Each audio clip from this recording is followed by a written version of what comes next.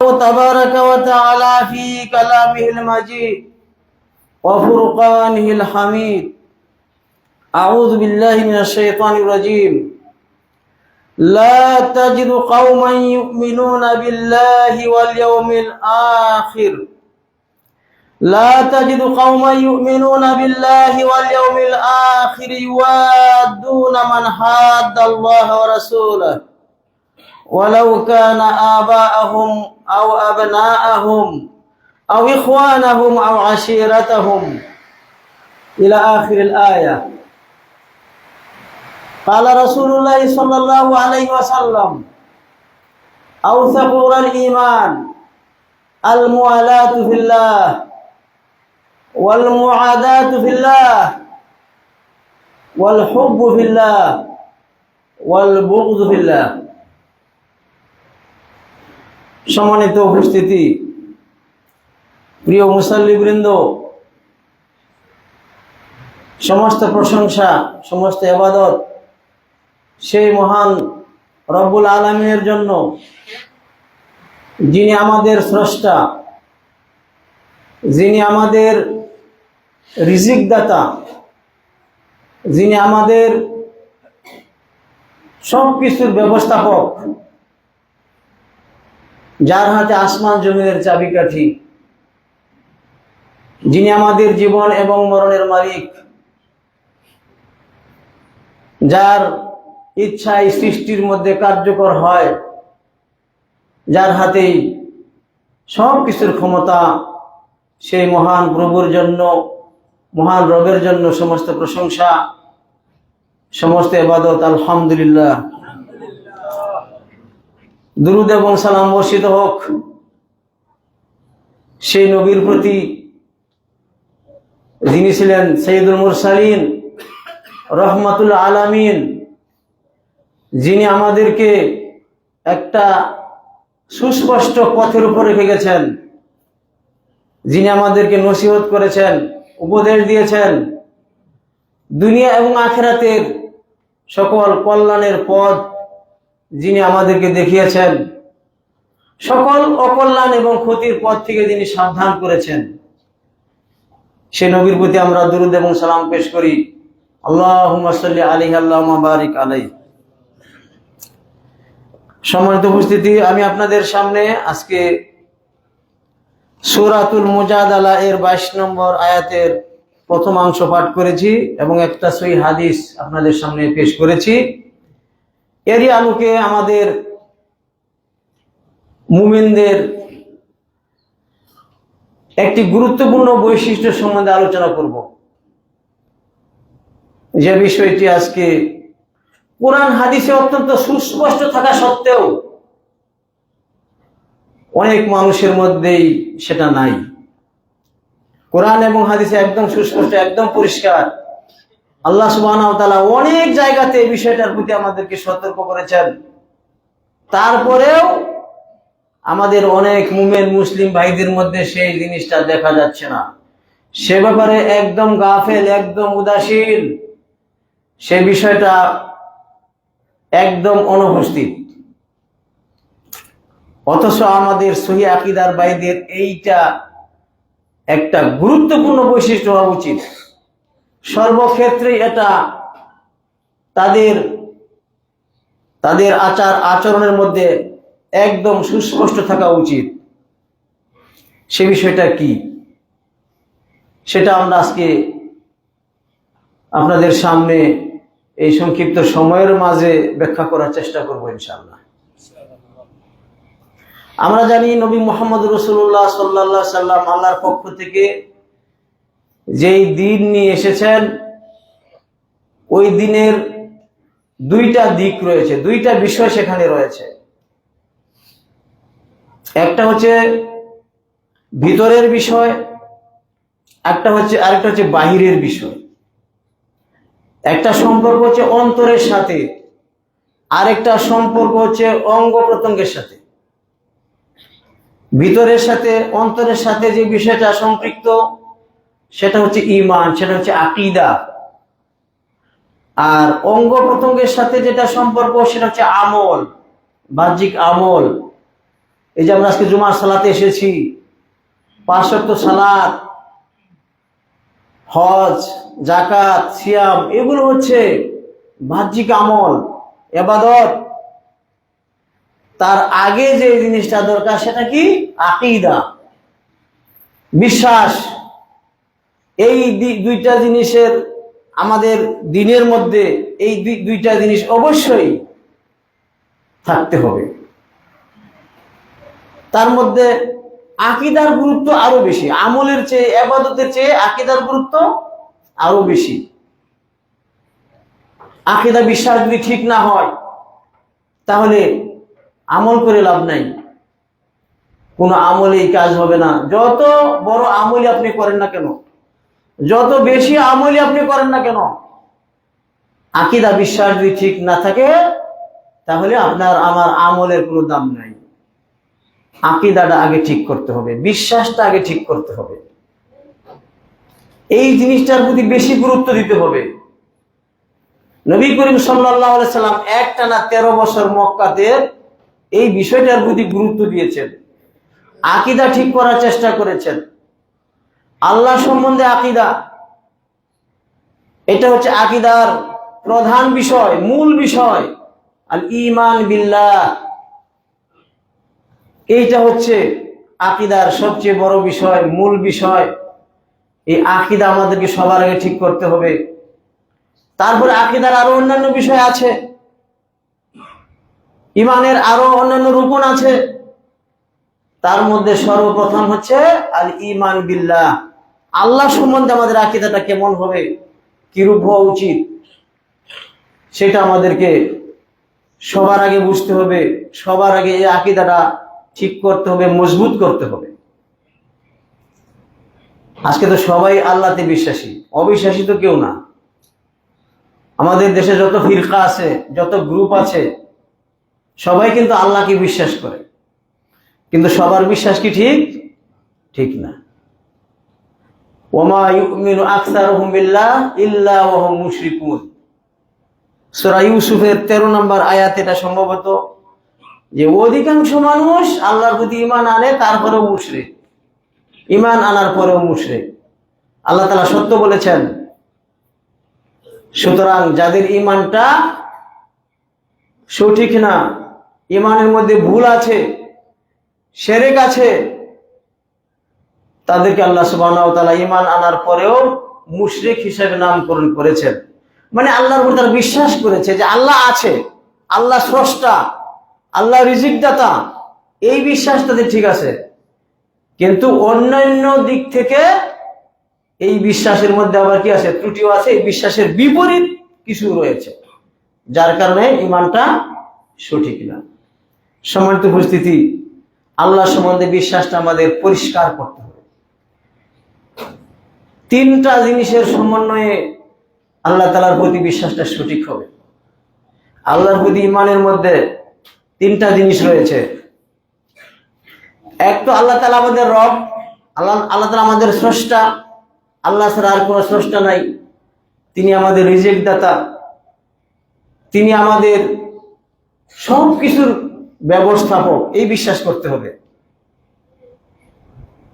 যদি কেউ বিশ্বাস করে আল্লাহ ছাড়া অন্য কেউ বৃষ্টি দিতে পারে, অন্য কেউ জীবন দিতে পারে, মৃত মানুষকে জিন্দা করতে পারে, আল্লাহ ছাড়া অন্য কেউ গায়েব জানে, এই বিশ্বাস যদি কেউ করে তাহলে তার ঈমান ঠিক হবে না। তার বিশ্বাসের মধ্যে বড় ধরনের কুফরি থেকে যাবে। তারপরে বিশ্বাস করতে হবে যে আল্লাহ একমাত্র ইবাদতের হকদার, আল্লাহ ছাড়া অন্য কারো ইবাদত করা যাবে না, অন্য কাউকে সিজদা করা যাবে না, অন্য কারো কাছে দোয়া করা যাবে না। এই বিশ্বাসটা আমাদের করতে হবে। কোনো মাজারে, কোনো কবরে সিজদা করা যাবে না, কারো কাছে কোনো সাহায্য চাওয়া যাবে না, এই বিশ্বাসটা থাকতে হবে। তারপরে আল্লাহ তাআলার যে সমস্ত গুণাবলী আছে, নাম আছে, সেগুলোর প্রতিও বিশ্বাস করতে হবে। তাহলে আল্লাহর প্রতি ঈমানটা সঠিক হবে। কোরআনে এবং হাদিসে আল্লাহ তাআলার অনেক নাম আছে, ওয়ালিল্লাহিল আসমাউল হুসনা ফাদউহু বিহা। আল্লাহ তাআলার অনেক অতি সুন্দর নাম রয়েছে, সেগুলোতে বিশ্বাস করতে হবে। আল্লাহ তাআলার অনেক গুণাবলী রয়েছে, সিফাত রয়েছে, সেই সিফাতগুলো আল্লাহর জন্যই খাস। আল্লাহ একমাত্র গায়েবের খবর জানেন। কোন মানুষ, কোন নবী, কোন ওলি গায়েব জানে না। এটা আল্লাহ তাআলার খাস একটা সিফাত। সুতরাং কেউ যদি বিশ্বাস করে অমুক ওলি গায়েব জানে, নবী রাসূল কোন গায়েব জানতেন, তাহলে এটা শিরক হয়ে যাবে। এরকম ঈমান যদি কেউ পোষণ করে, তাহলে আল্লাহর প্রতি বিশ্বাস করলেও তার ঈমান ঠিক হবে না। আল্লাহর একটা বিরাট সিফত হচ্ছে তিনি আরশে আজিমে আর রহমান ও আল্লাহর ইস্তাওয়া। কোরআনের বহু আয়াতে এটা রয়েছে, এইরকম আয়াত রয়েছে। তো আমাদেরকে বিশ্বাস করতে হবে আল্লাহ উপরে, আরশের উপরে। সুতরাং কেউ যদি বিশ্বাস করে আল্লাহ আছে, সব জায়গায় বিরাজমান আছে, আরশের উপরে আল্লাহ, এটা যদি অস্বীকার করে, তাহলে সে কাফের হয়ে যাবে। তাহলে কি বুঝলাম? যে শুধু ঈমান আনলেই চলবে না, ঈমানটা বিশুদ্ধ হতে হবে। কোরআন এবং হাদিসে ঈমানের ব্যাখ্যা যেভাবে করা হয়েছে, সেইভাবে আমাদেরকে ঈমান আনতে হবে। ইহুদিরাও বিশ্বাস করে আল্লাহ আছে, কিন্তু আবার বলে কি উযাইর ইবনুল্লাহ, উযাইর হচ্ছে আল্লাহর পুত্র। ইহুদিরা আল্লাহর জন্য পুত্র সাব্যস্ত করে। খ্রিস্টানরাও আল্লাহকে বিশ্বাস করে, আবার বলে কি ঈসা ইবনুল্লাহ, ঈসা হচ্ছে আল্লাহর পুত্র। আবার এক শ্রেণীর মুসলমান আল্লাহর প্রতি বিশ্বাস করে, আবার আল্লাহর সাথে শিরকও করে। অভাব নাই মুসলমানদের মধ্যে। নবী করিম সাল্লাল্লাহু আলাইহি ওয়াসাল্লাম বলেছেন যে এই উম্মতের মধ্যে কি হবে, 73টা ফিরকা হবে, 73টা ফিরকা হবে। কুল্লুহুম ফিন্নার ইল্লা ওয়াহিদা। 73 ফিরকার মধ্যে 72টাই যাবে জাহান্নামে, একটা জান্নাতে যাবে। তো এই উম্মতের মধ্যে ফিরকার তো অভাব নাই। এক একটা ফিরকা এক এক দিক থেকে তারা তাওহীদ থেকে বের হয়ে গেছে, তারা ভুল করেছে। সুতরাং ঈমান আনলেই চলবে না, ঈমানটা খাঁটি হতে হবে, বিশুদ্ধ হতে হবে। ঈমানের 1 নাম্বার রুকন, 1 নাম্বার স্তর হচ্ছে আল্লাহর প্রতি বিশ্বাস। সুতরাং আমরা আল্লাহর প্রতি বিশ্বাসটা করব বিশুদ্ধভাবে। বিশ্বাসের মধ্যে যেন কোনো প্রকার শিরক না থাকে, না আল্লাহ তাআলার রুবুবিয়াতে, না উলুহিয়াতে, না তার আসমা এবং সিফাতে। কোথাও যেন কোনো প্রকার ভুল না হয়, তাহলে ঈমানটা সঠিক হবে।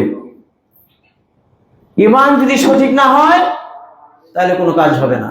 আকীদা যদি খারাপ হয়, নষ্ট হয়, তাহলে আমরা এই আমল দিয়ে আমরা উপকৃত হতে পারবো না। আল্লাহ সুবহানাহু ওয়া তাআলা বলেন, ওয়া কাদিমনা ইলা মা আমিলু মিন আমালিন ফাজআলনাহু হাবাআম মানসুরা।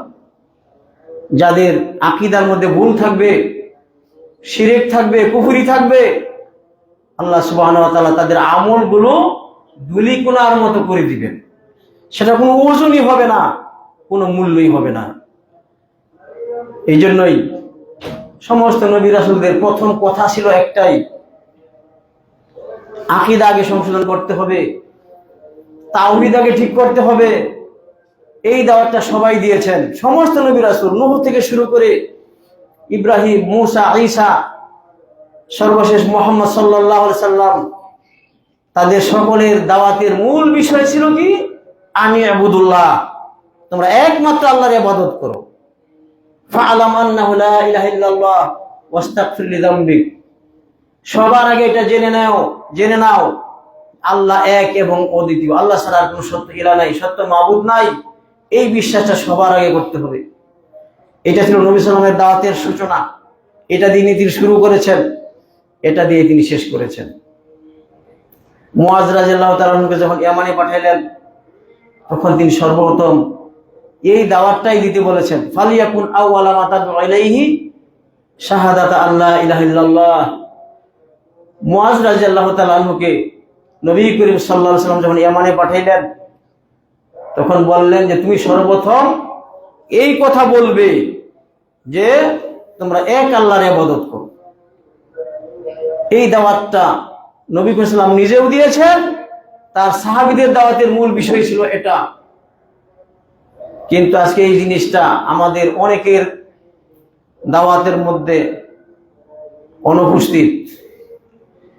তারা হুকুম হাকাম সম্বন্ধে জানে, সালাত সিয়াম সম্বন্ধে জানে, ওযু সম্বন্ধে জানে, ওযু ভঙ্গের কারণ সম্বন্ধে জানে, কিন্তু তাওহীদ কি এটা বুঝে না।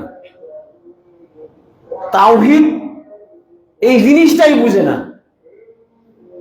অন্যান্য জিনিস ঠিকই বুঝে, হালাল হারাম বুঝে, মদ পান করা হারাম, সুদ করা হারাম, সুদ খাওয়া হারাম, জিনা ব্যভিচার করা হারাম, এই সবগুলো তারা বুঝে। কিন্তু যে দিনের যে মূল যে বিষয় সেটাই বুঝে না। আমাদের দেশের এই হচ্ছে অবস্থা। সম্মানিত উপস্থিতি, আমাদেরকে তাওহীদের জ্ঞান অর্জন করতে হবে। সবার আগে তাওহীদ ভঙ্গকারী বিষয়গুলো কি সেগুলো আমাদেরকে জানতে হবে। এই যে বিশালটা বুড়ের মধ্যে লেখা আছে, আজকে বসে বসে আমি পড়লাম ঈমান ভঙ্গকারী বিষয়গুলো। আমাদের দেশের মানুষ ওযু ভঙ্গের কারণ জানে কি জানে না? ওযু ভঙ্গের কারণ জানে, সিয়াম ভঙ্গের কারণ জানে, কিন্তু ঈমান যে ভেঙে যায় কি কারণে সেটা জানেই না বললে চলে। আলহামদুলিল্লাহ আমাদের আহলে হাদিস সালাফি মাদ্রাসাগুলোতে আমরা বিশেষ গুরুত্ব সহকারে এই বিষয়গুলো পাঠদান করি। এই বিষয়গুলো আমাদের সিলেবাসে আছে, কিন্তু অধিকাংশ মাদ্রাসাতে তাওহীদ অর্থটাই বুঝে না।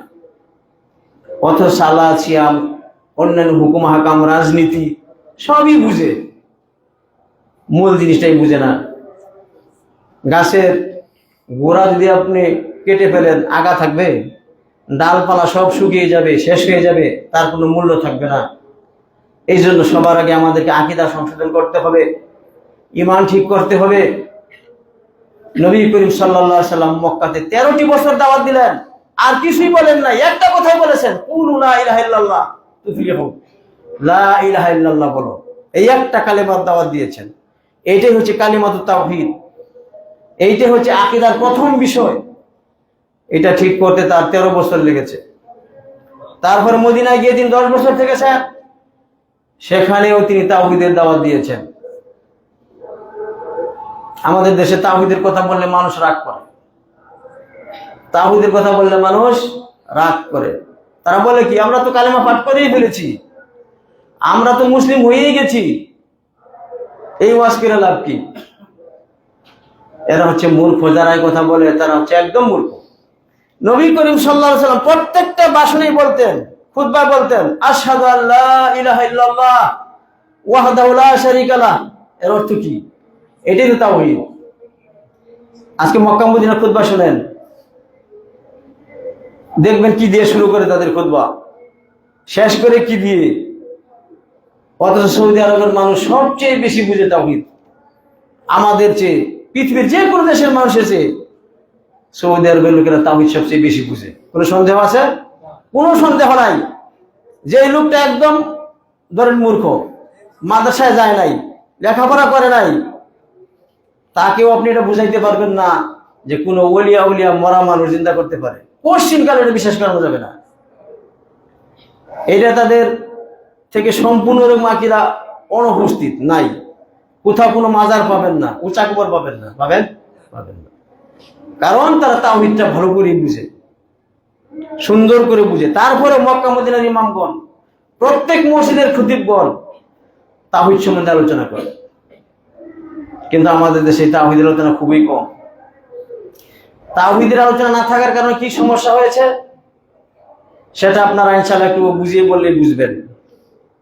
মানে এইখানে সমস্যা থাকার কারণেই সব জায়গায় সমস্যা। যার তাওহীদ ঠিক হয়ে গেছে, আকীদা ঠিক হয়ে গেছে, তার আমল অবশ্যই ঠিক হবে, তার আচরণ ঠিক হবে।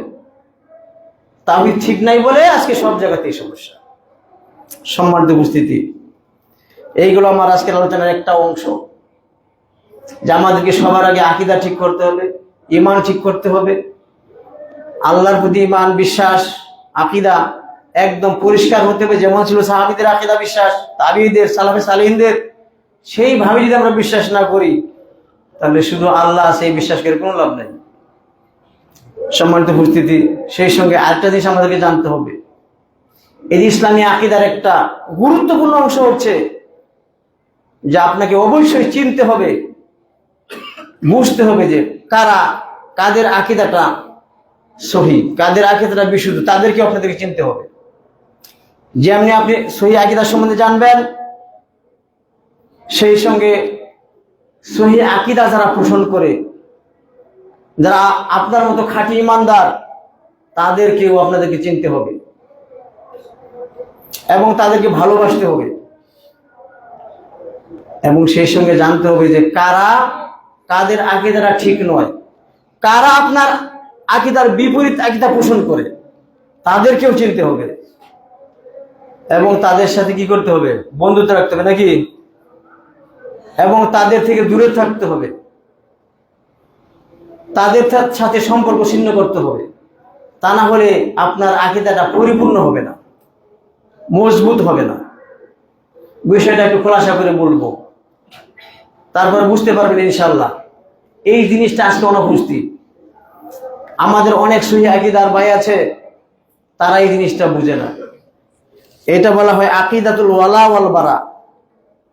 আকীদাতুল ওয়ালা ওয়াল বারা মানে বন্ধুত্ব রাখা এবং শত্রুতা পোষণ করা। এইটা ইসলামী আকীদার একটা গুরুত্বপূর্ণ অংশ। আমাদের বিশ্বাস একটা অবিচ্ছেদ্য অংশ হচ্ছে আকীদাতুল ওয়ালা ওয়াল বারা। ওয়ালা মানে বন্ধু বানানো, বারা মানে শত্রু বানানো। অবশ্যই আপনি যদি সত্যিকার ইমানদার হয়ে থাকেন, আপনার আকীদা যদি সহি হয়ে থাকে, তাহলে অবশ্যই আপনার সম্পর্কটা হবে যারা আপনার মতো সহি আকীদা পোষণ করে, তার সাথে হবে আপনার বন্ধুত্ব, তাকে বন্ধু বানাতে হবে। আর যাদের আকীদাটা আপনার আকীদার বিপরীত, তাদের থেকে আপনার সম্পর্ক ছিন্ন করতে, তাদেরকে বন্ধু বানানো যাবে না, তাদেরকে মুহাব্বত করা যাবে না, ভালোবাসা যাবে না। এই জিনিসটা অত্যন্ত গুরুত্বপূর্ণ। এই জিনিসটা আজকে আমাদের মধ্যে নাই। আমরা দাবি করি আমরা সহি আকীদার অনুসারী, আমরা মুসলিম, কিন্তু মুসলিমদের জন্য যে আল্লাহ তাআলা আচরণ ঠিক করে দিয়েছেন, তাদেরকে বন্ধু বানাতে হবে, সেই মূলনীতি যে আল্লাহ তাআলা যে দিয়েছেন, রাসূল সাল্লাল্লাহু আলাইহি ওয়াসাল্লাম যে দিয়েছেন, সেই সম্বন্ধে আমরা খবর রাখি না। অথচ কোরআনের মধ্যে এটা একদম সুস্পষ্ট, হাদিসের মধ্যে সুস্পষ্ট, কিন্তু এই জিনিসটা আমাদের মধ্যে খুব কম সংখ্যক লোকের মধ্যে আছে এবং এটা বুঝতেছেও কম, যার কারণে একেবারে সবকিছুকে একবার একাকার করে ফেলেছে। সম্মানিত উপস্থিতি, আল্লাহ সুবহানাহু ওয়া তাআলা বলেন, লা তাজিদু কওমান ইউমিনুনা বিল্লাহি ওয়াল ইয়াউমিল আখির ইউআদুনা মান হাদাল্লাহা ওয়া রাসূলা। আল্লাহ তাআলা বলেন, হে রাসূল, যারা আল্লাহর প্রতি ঈমান রাখে, যারা আল্লাহর প্রতি বিশ্বাস রাখে, আখিরাতের প্রতি বিশ্বাস রাখে, তারা কখনো ওই সমস্ত লোকদেরকে বন্ধু বানাইতে পারে না যারা আল্লাহর সাথে শত্রুতা পোষণ করে, যারা আল্লাহর বিরোধিতা করে, আল্লাহর রাসূলের বিরোধিতা যারা করে, তাদের সাথে কখনো আসল যারা মুমিন তারা বন্ধুত্ব রাখতে পারে না। লা ইয়াত্তাখিযুল মুমিনুনা আল কাফিরিনা আউলিয়া। আল্লাহ তাআলা বলেন যে কখনো মুমিনরা কাফেরদেরকে বন্ধু বানাইতে পারে না। এইটার নাম হচ্ছে আকীদাতুল ওয়ালা ওয়াল বারা। মানে আপনি মুমিনদেরকে বন্ধু বানাবেন এবং কাফেরদেরকে অবশ্যই আপনাকে ঘৃণা করতে হবে, তা না হলে আপনার আকীদা ঠিক হবে না। قد كانت لكم أسوة حسنة في إبراهيم والذين معه إذ قالوا لقومهم إنا براء منكم ومما تعبدون। আল্লাহ তাআলা বলেন, হে ঈমানদারগণ, তোমাদের জন্য ইব্রাহিমের মধ্যে এবং তার সাথীদের মধ্যে উত্তম আদর্শ রয়েছে। যখন তারা বলেছিল যে হে আমাদের সম্প্রদায়, ইব্রাহিম আলাইহিস সালাম বলেছিলেন, কোরআনের বহু জায়গায় এটা এসেছে, হে আমাদের সম্প্রদায়, হে আমার গোষ্ঠী। এখানে গোষ্ঠী বলতে কাদেরকে বোঝানো হয়েছে? কাফের মুশরিক, তার কাফের পুত্রকে বোঝানো হয়েছে।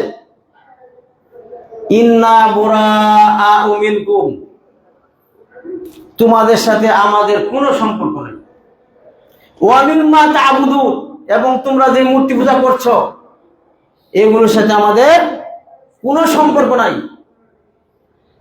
সম্মানিত উপস্থিতি, সুতরাং ঈমানের দাবি হচ্ছে, সহিহ আকীদার দাবি হচ্ছে আপনি আল্লাহকে ভালোবাসবেন, আল্লাহর রাসূলকে ভালোবাসবেন এবং মুমিনদেরকে ভালোবাসবেন, মুমিনদের পথের অনুসরণ করবেন। সেই সঙ্গে কাফেরদেরকে এড়িয়ে চলতে হবে। তাদের দিন, তাদের ধর্ম, এগুলো এড়িয়ে চলতে হবে, অন্যথায় আপনি ইমানদার হতে পারবেন না। নবী করিম সাল্লাল্লাহু আলাইহি ওয়াসাল্লাম বলেছেন, আওসাকু উরাল ঈমান আল মুআলাতু ফিল্লাহ ওয়াল মুআদাতু ফিল্লাহ ওয়াল হুব্বু ফিল্লাহ ওয়াল বুগযু ফিল্লাহ। ঈমানের সবচেয়ে বড় হাতল হচ্ছে, বন্ধন হচ্ছে, রশি হচ্ছে আল্লাহর জন্য কাউকে বন্ধু বানানো, আল্লাহর জন্য কাউকে বন্ধু বানানো এবং আল্লাহর জন্যই কাউকে শত্রু বানানো, আল্লাহর জন্য কাউকে ভালোবাসা এবং আল্লাহর জন্য কাউকে ঘৃণা করা।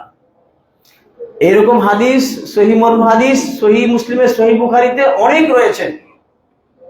নবী করিম সাল্লাল্লাহু আলাইহি ওয়াসাল্লাম আমাদেরকে সাবধান করেছেন আমরা যেন কাফেরদেরকে বন্ধু না বানাই, মুশরিকদের সাথে যেন আমরা বন্ধুত্ব না করি, আমরা যেন মুমিনদেরকে সাহায্য করি, মুমিনদেরকে বন্ধু বানাই, মুমিনদের পথে যেন আমরা চলি। ইহুদি, খ্রিস্টান এবং অন্যান্য কাফের যারা আছে তাদের সাথে যেন আমাদের অন্তরের বন্ধুটা না হয়, তাদের প্রতি যেন আমাদের টান না হয়, তাদেরকে যেন আমরা সমর্থন না করি। যেখানে একটা লেখা আছে,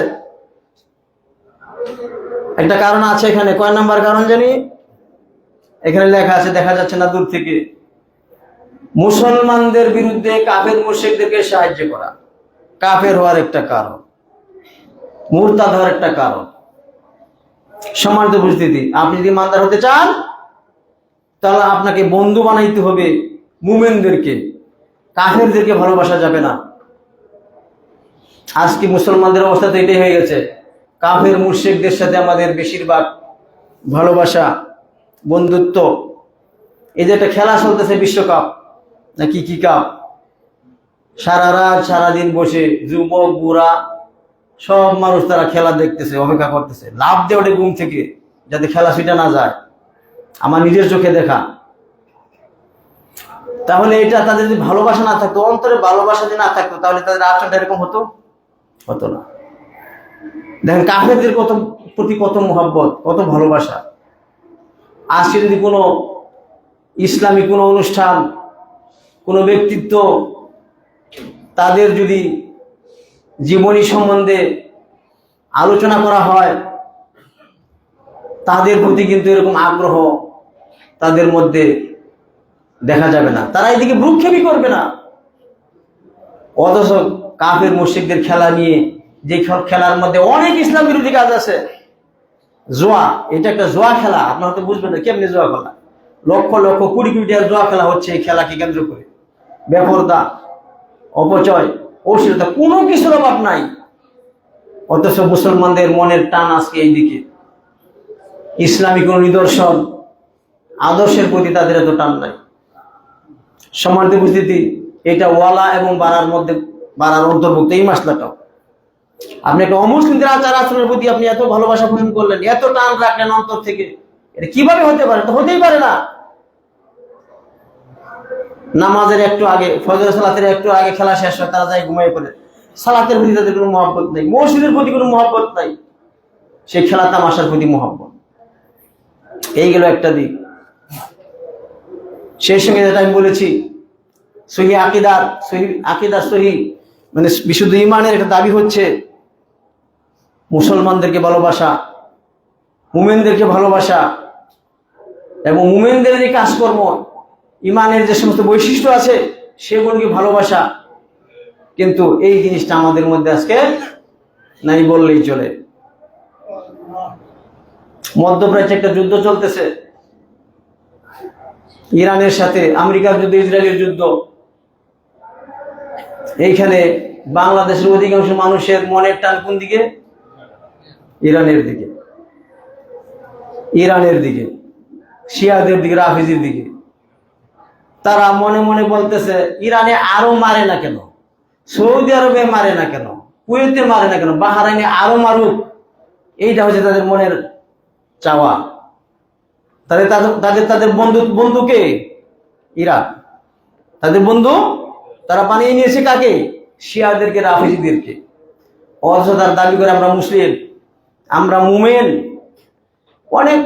অনেকে দাবি করে, সহিহ আকীদার দাবিও তারা করে, কিন্তু সুন্নি মুসলিমদের প্রতি তাদের কি নাই, মনের টান নাই, ওইদিকে তাদের কোনো দরদ নাই।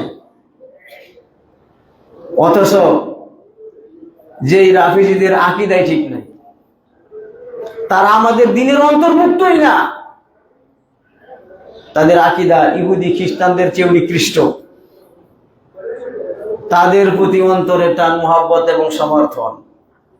এবার বুঝেন ওয়ালা এবং বারার আকীদা আমাদের মাঝে কোন পর্যায়ে আছে। সত্যিকার অর্থে যদি আপনি মুমিন হতেন, আপনার আকীদা যদি সহি হতো, তাহলে কঠিন কালেও আপনি এই ইরানের বিজয় কামনা করতেন না, এই শিয়া রাফিজিদের বিজয় আপনি কামনা করতেন না। এর কারণ একটা, আপনি জানেন না, চিনেন না শিয়ারা কারা, রাফিজিরা কারা।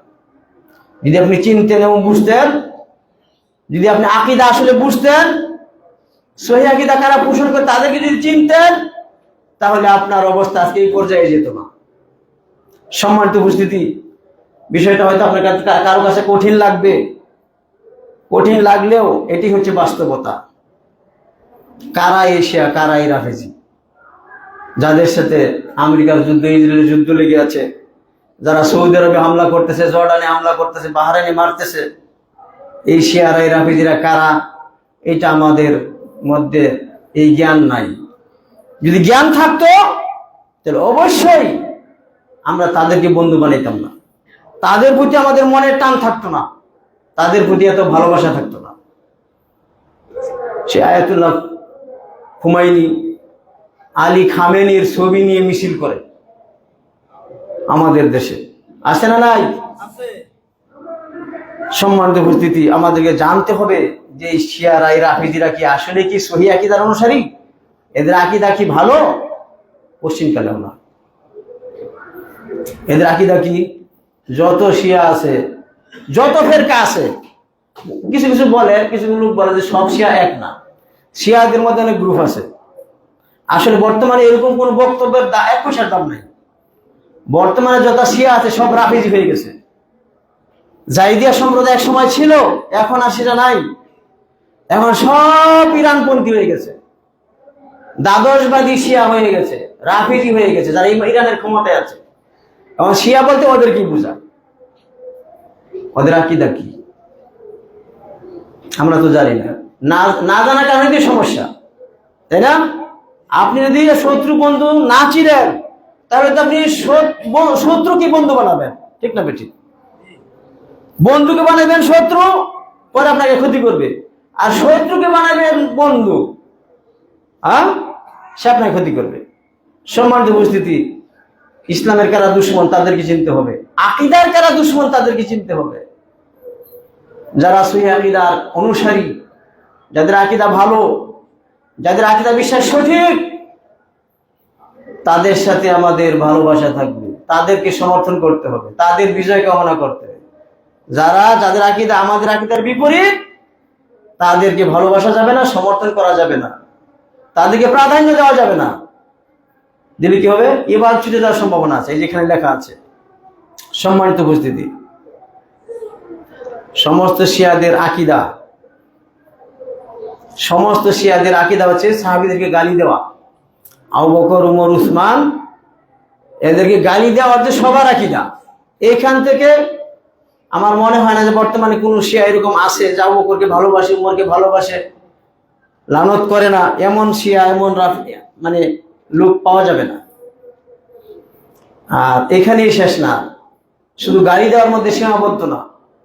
ইরানের যারা ক্ষমতায় আছে শিয়া, এরা সাহাবীদেরকে কাফের বলে, এক বাক্যে সব সাহাবীকে কাফের বলে। মাত্র আলী, মিকদাদ, আম্মার, এরকম আরো 2-4 জন সাহাবী বাদ দিয়ে বাকি সব সাহাবীকে তারা কি করে? মুরতাদ বলে, কাফের বলে। তাহলে যারা সাহাবীদেরকে মুরতাদ বলে, কাফের বলে, আপনি কি তাদেরকে সমর্থন করতে পারেন? আল্লাহ তাআলা কি বলছেন? রাদিয়াল্লাহু আনহুম ওয়া রাদু আনহু। সাহাবীদের প্রতি আল্লাহ সন্তুষ্ট হয়ে গেছেন, আল্লাহ যাদের প্রশংসা করেছেন। আর কেউ যদি তাদের দুর্নাম করে, বদনাম করে, সে কি মুসলমান থাকবে?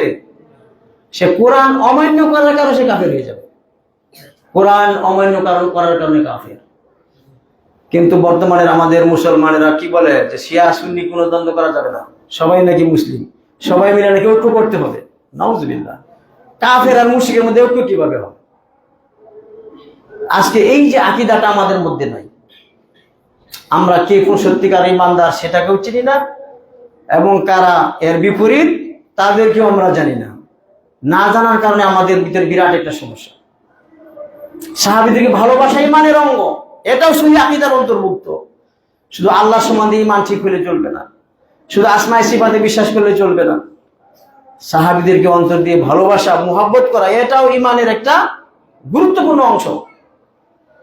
সুতরাং যারা সাহাবীদেরকে ঘৃণা করে, গালি দেয়, কাফের বলে, আমরা কখনোই তাদেরকে সমর্থন করতে পারি না।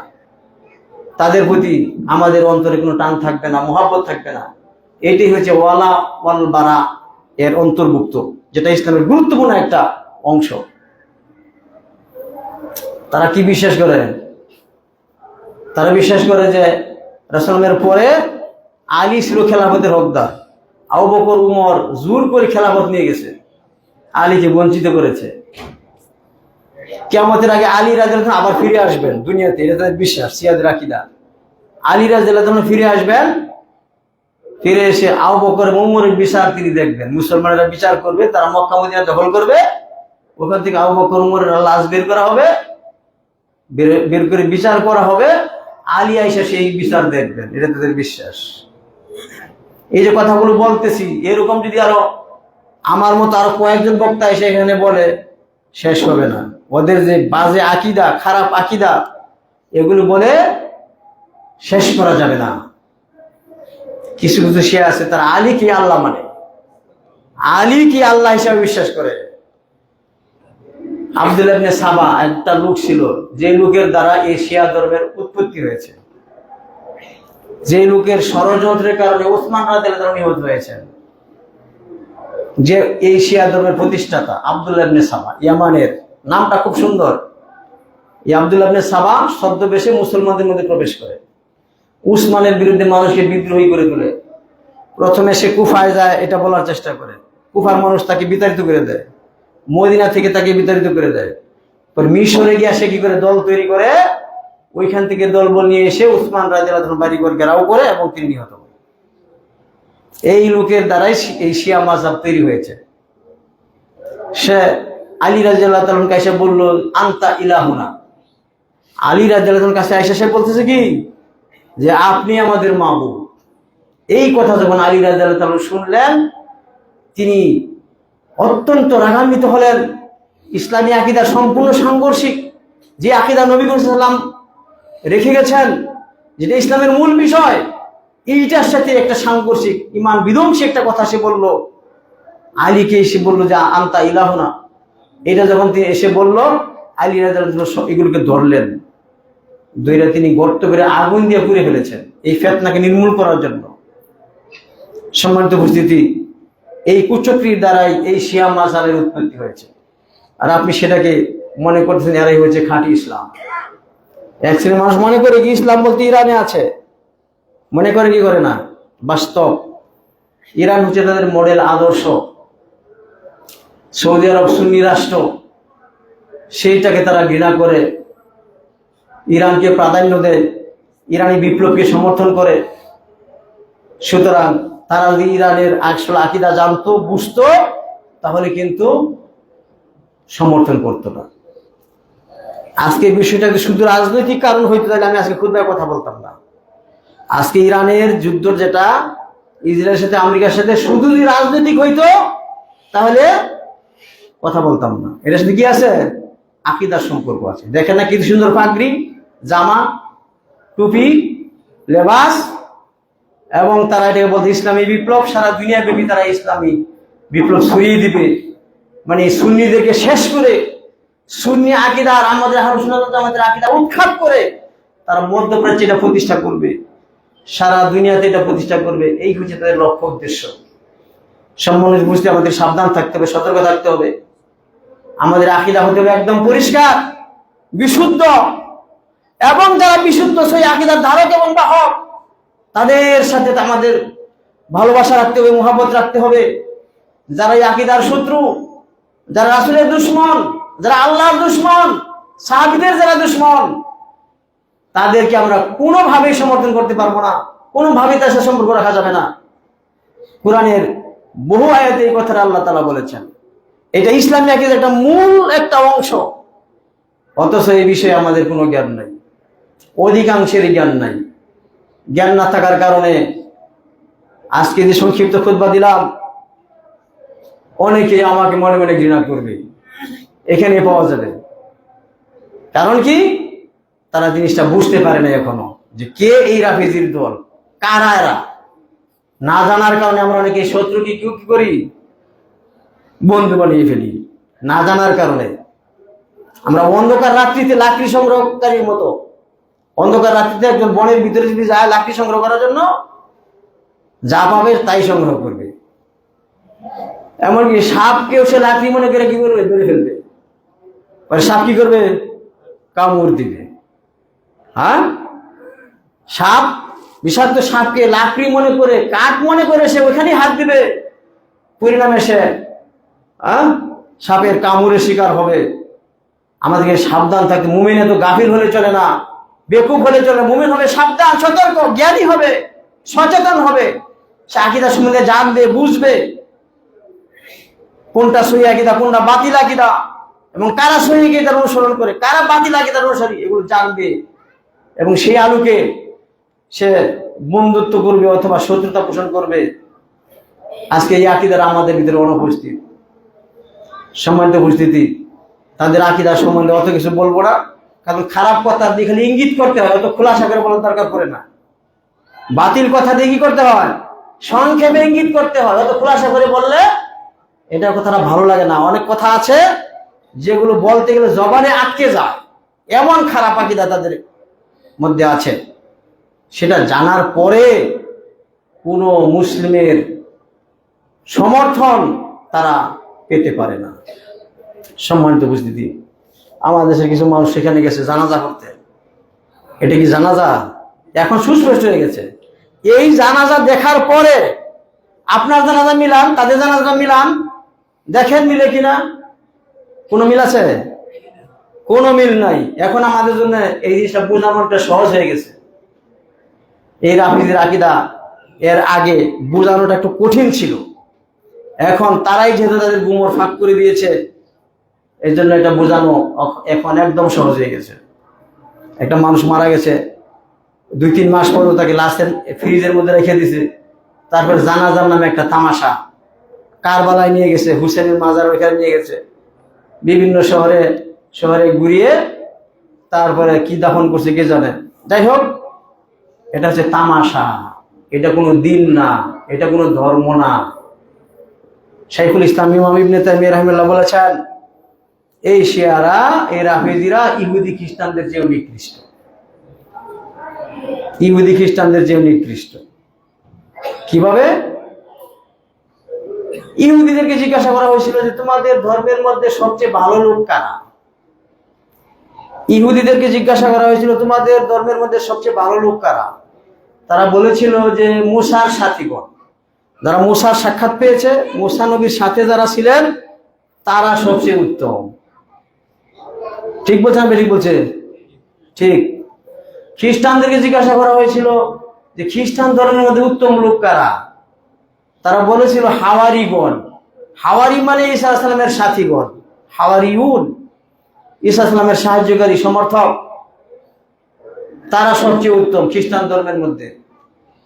আবার রাফেজিদেরকে জিজ্ঞাসা করা হয়েছিল, শিয়াদেরকে জিজ্ঞাসা করা হয়েছিল তোমাদের মানে ইসলাম ধর্মের মধ্যে সবচেয়ে কারা, সবচেয়ে খারাপ লোক কারা, সবচেয়ে নিকৃষ্ট কারা। তারা বলছিল সাহাবীরা, আল্লাহ নবীর সাথীগণ। এবার দেখছেন কোন দিক থেকে নিকৃষ্ট। যাই হোক, আমরা অবশ্যই আমাদের ভালোবাসাটা হবে মুমিনদের সাথে, মুসলিমদের সাথে, কাফেরদের সাথে না। কাফেরদের শুধুমাত্র ইহুদিরা এটা কিন্তু না, কাফেরদের শুধুমাত্র খ্রিস্টানরা এটা না, কাফেরদের শুধুমাত্র হিন্দু মুশরিক এটা না। ইসলামের নাম দিয়েও লেবাসদারি কাফেরের অভাব নাই, মানে সরাসরি কাফের তারা বলতেছেন, কিন্তু তাদের আকীদা বিশ্বাস মধ্যে কুফরি রয়েছে, মারাত্মক বড় বড় কুফরি রয়েছে তাদের আকীদা বিশ্বাসের মধ্যে,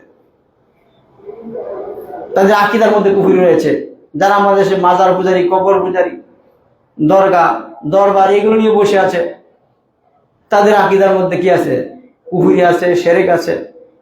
এই সকল প্রকার শিরক এবং কুফরির সাথে যদি আপোষ করে চলি, মিলেমিশে যদি চলি, সবাইকে নিয়ে যদি একত্রিত থাকতে চাই, তাহলে এটা ইসলামী আকীদার অন্তর্ভুক্ত নয়, এটা নবী সাল্লাল্লাহু আলাইহি ওয়াসাল্লামের আদর্শ নয়।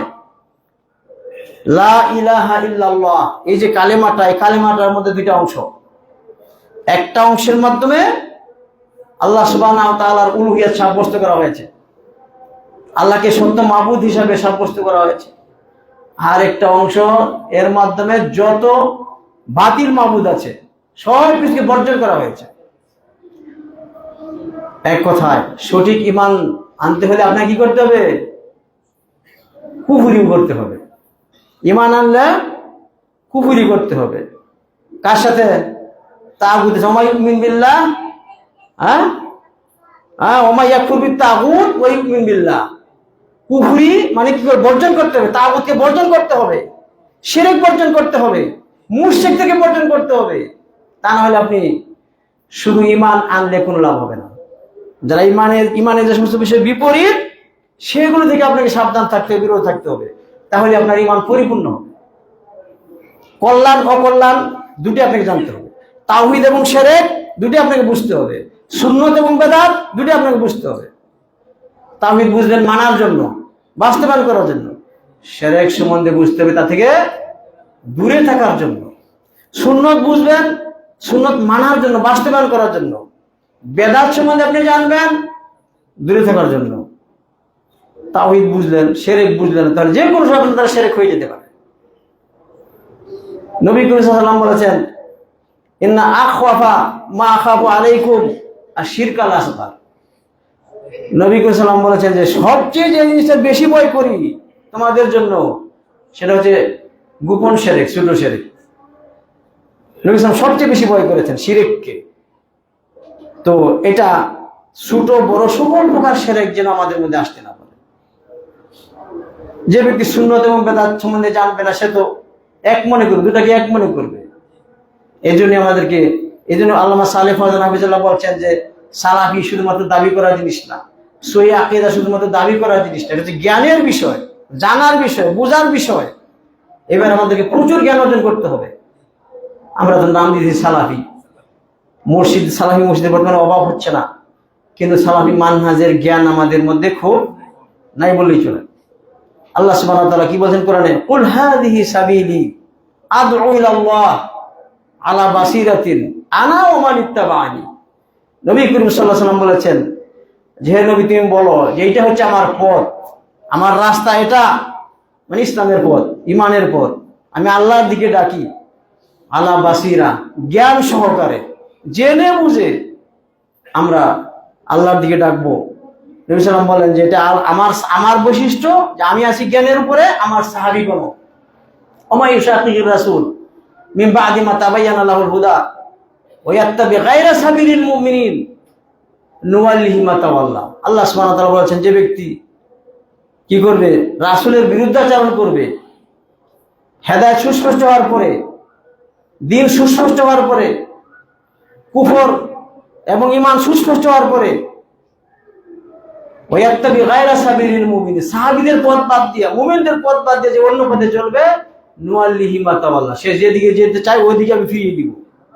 ওয়া নুসলিহি জাহান্নাম, থেকে জাহান্নামের অধিকার আমি করব। সম্মানিত উপস্থিতি, এখানে ওয়া ইয়াত্তাবি গায়রা সাবিলিল মুমিনিন, এখানে মুমিন বলতে সাহাবীগণ উদ্দেশ্য।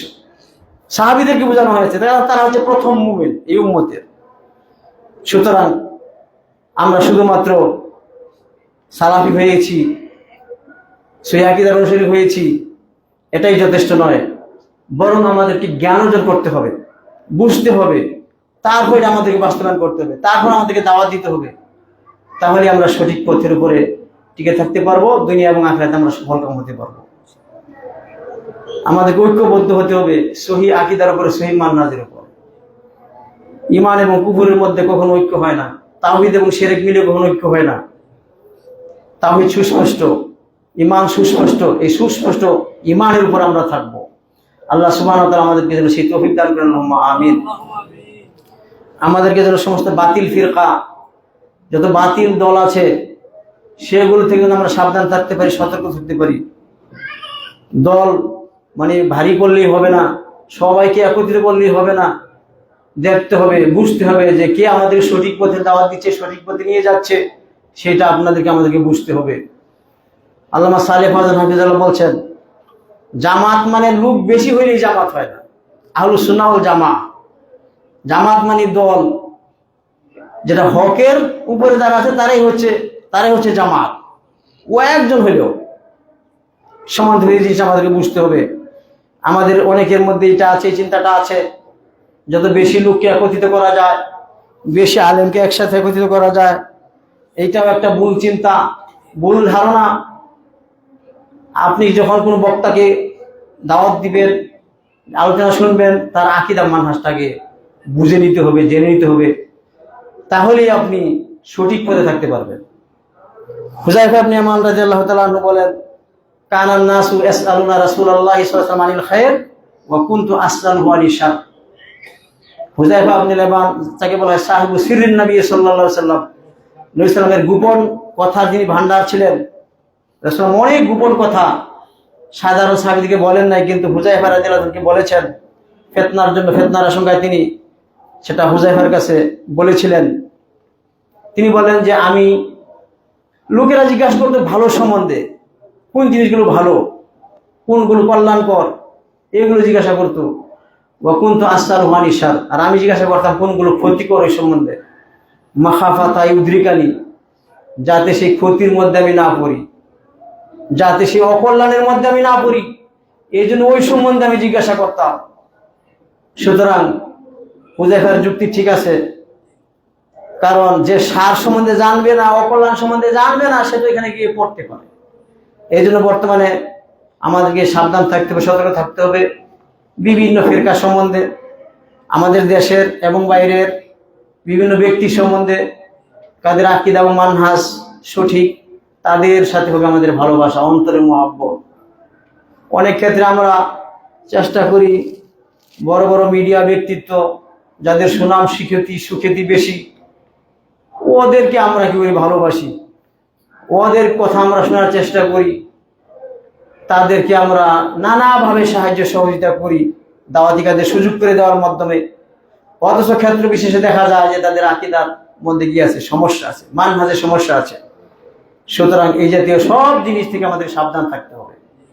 বিশেষ করে আমাদের যে সমস্ত সালাফি মসজিদ আছে, আহলে হাদিস মসজিদ আছে, সেগুলো যেন সংরক্ষিত থাকে, সেখান থেকে যেন সহিহ আকীদা এবং সহিহ মানহাজটাই প্রকাশ পায়, সহিহ আকীদা এবং মানহাজের দাওয়াত যেন চলে, সেই দিকে আমাদেরকে বিশেষভাবে খেয়াল রাখতে হবে। আজকে মসজিদ প্রতিষ্ঠার লক্ষ্য উদ্দেশ্য কি? আশপাশে তো বড় বড় মসজিদ আছে না, নাই? বড় বড় সুন্দর সুন্দর মসজিদ আছে, তার থেকে আলাদা হয়েছেন কেন? সহিহ আকীদার জন্যই তো হয়েছেন, সহিহ সুন্নাহর জন্যই তো হয়েছেন। তারপরে আবার যদি সেই বেজাল ঢুকে যায়, ঝামেলা এসে যায়, তাহলে কিন্তু আপনারা লক্ষ্য উদ্দেশ্যে পৌঁছতে পারবেন না, সফলকাম হওয়া যাবে না। আল্লাহ সুবহানাহু ওয়া তাআলা আমাদেরকে সহিহ আকীদা, সহিহ মানহাজ সম্বন্ধে জানার তৌফিক দান করুন, আল্লাহুম্মা আমিন। যারা সহিহ আকীদার অনুসারী, সহিহ মানহাজের অনুসারী, তাদের সাথে আমাদেরকে বন্ধুত্ব করার তৌফিক দান করুন, আল্লাহুম্মা আমিন। তাদেরকে সাহায্য সহায়তা করার তৌফিক দান করুন, আল্লাহুম্মা আমিন। হারামান শরীফাইনের দেশকে যেন আল্লাহ তাআলা হেফাজত করেন। আরেকটা কথা ইঙ্গিত না করলে চলে না, যে আরেকটা যুদ্ধ শুরু হয়ে গেছে, হুতি বিদ্রোহী। কিছু মানুষ ওদেরকেও সমর্থন করে। আর ওয়ারা এবং ইরান একই কথা। সৌদি আরব চেষ্টা করতেছে ওইখানকার সুন্নি মুসলমানদেরকে রক্ষা করার জন্য, তাছাড়া সৌদি আরবের কোনো স্বার্থ এখানে নাই। সৌদি কারো দেশে আক্রমণ করতে চায় না, নিজের দেশের সুন্নি মুসলিম যারা আছে তাদের নাগরিকদের সংরক্ষণ করছে তার দায়িত্ব। বাহিরের কোনো লোক তাদের নাই। এমান দখল করবে, এমান শাসন করবে, আধিপত্য বিস্তার করবে, এইটা তার উদ্দেশ্য না। বরং শিয়া রাফিজদের মানে ক্ষতি থেকে রক্ষা করা হচ্ছে উদ্দেশ্য। এই জন্য তাদের প্রচেষ্টা। সেখানে আমরা সাবধান থাকবো। অনেকে সৌদি আরবের সমালোচনা করে মুসলমানদেরকে হামলা করতেছে। আরে ওরা কি করতেছে? ওরা যে সুন্নিদেরকে শেষ করে ফেলতেছে সেখানে, এই খবর তো আপনার কাছে নাই, আমাদের কাছে নাই। বিশ্বের একটা রাজধানী আছে, সারা বিশ্বের মধ্যে একটা রাজধানী আছে যেখানে কোনো সুন্নি মসজিদ নেই। সেটা কোনটা? সারা মুসলিম বিশ্বের মধ্যে যতগুলো ইসলামী দেশ আছে সব দেশের রাজধানীর মধ্যে সুন্নিদের মসজিদ আছে, একটা দেশে নাই। সেটা কোনটা? হ্যাঁ, তেহরান। খোঁজ নিয়ে গিয়ে দেখেন, সব শেষ করে ফেলছে, সব শেষ। এখানে উমর নাম রাখাই যাবে না সন্তানের, আলী, হুসেন, হাসান এই জাতীয় নাম রাখা যাবে। সব শেষ করে দিয়েছে। ওই হুতিরাও তাদের নিয়ন্ত্রণে সানা মানে রাজধানী আছে, ওটাকে কেন্দ্র করে পুরা সুন্নি এলাকা তারা দখল করার তাদের সন্ত্রাসী কার্যকলাপ সেখানে চালিয়ে যাচ্ছে। আল্লাহ সুবহানাহু ওয়া তাআলা আমাদের সুন্নি রাষ্ট্র হারামেনের হেফাজতকারী এই সরকারকে আল্লাহ তাআলা তৌফিক দান করুক, সেখানকার জনগণকে আল্লাহ তাআলা সঠিক পথে রাখুক। মক্কা মদিনা আমাদের ইমানের একটা মুহাব্বতের স্থান, সেটাকে আল্লাহ হেফাজত রাখুক। সেই দোয়া আমাদের করতে হবে। আমরা যেন কোনো প্রকার বিভ্রান্তিতে লিপ্ত না হই। আল্লাহ সুবহানাহু ওয়া তাআলা আমাদেরকে তৌফিক দান করুন। আল্লাহুম্মা আমিন। আকুলু কাওলি হাযা আস্তাগফিরুল্লাহ লি ওয়া লাকুম ওয়া লিসাইরিল মুসলিমিন ফাস্তাগফিরুহু ইন্নাহু হুয়াল গাফুরুর রাহিম।